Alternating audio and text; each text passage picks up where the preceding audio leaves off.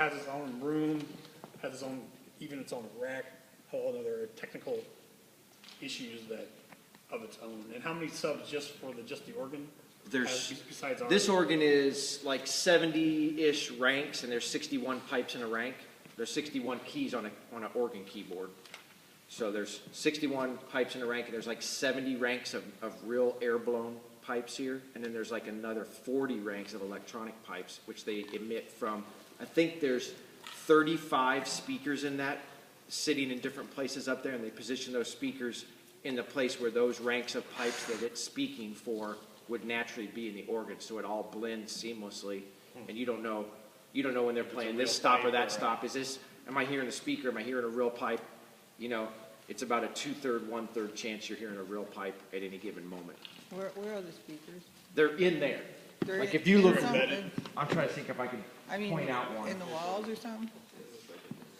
I think it's easy. I'm sorry. If you look really close, there's a couple places you'll just see like it's like what's that black thing just kind of sitting there, and they're like really nice home stereo speakers and home stereo subwoofers. There's like 38 of them or something in there total.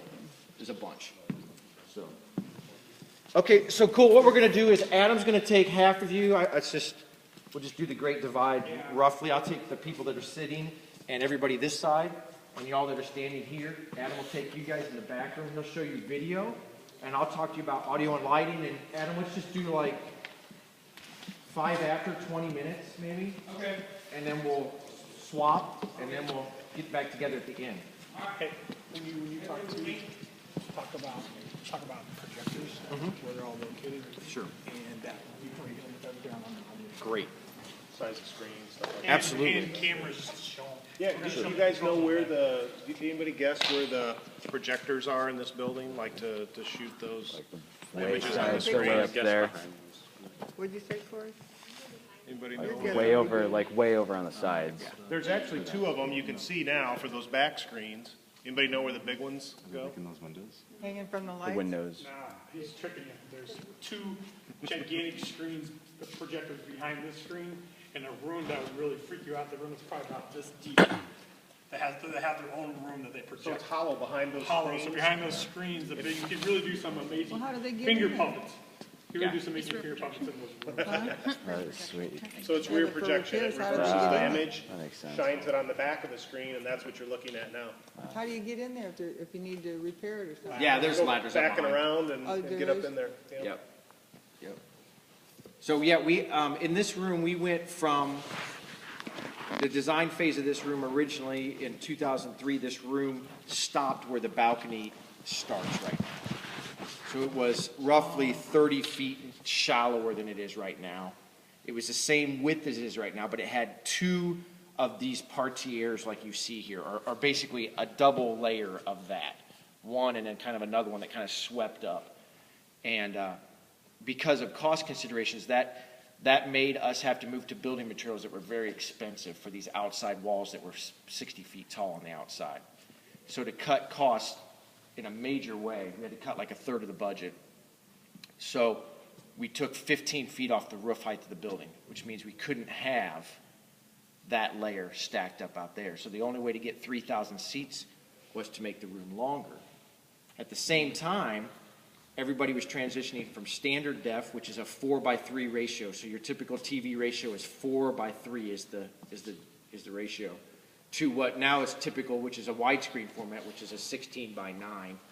Or there's a whole bunch of other variants of that. Technically, that's 16:10, but whatever. Okay. For your TV you'd buy off at Sears is 16:9. All right. Well, the problem with that is though, if you look, you can see where literally we did that after the design phase. Because if you look up, see where that wood trim is? That's how tall the screen was originally supposed to be in a 4:3 ratio. We couldn't keep that height and make the screen wider because there's a load-bearing steel column on either side of that screen that's holding the roof up. So we had to just make the screen shorter. We just made the room longer. And now what do we do? Because the picture just got smaller, basically.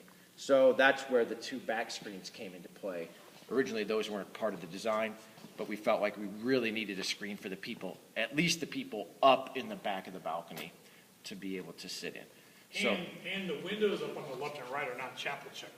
they are not. They are snipers, so do Yeah. not. That's all I assume. So that was added in the later, So those screens in the back Year or were something. added right at the back end of the design.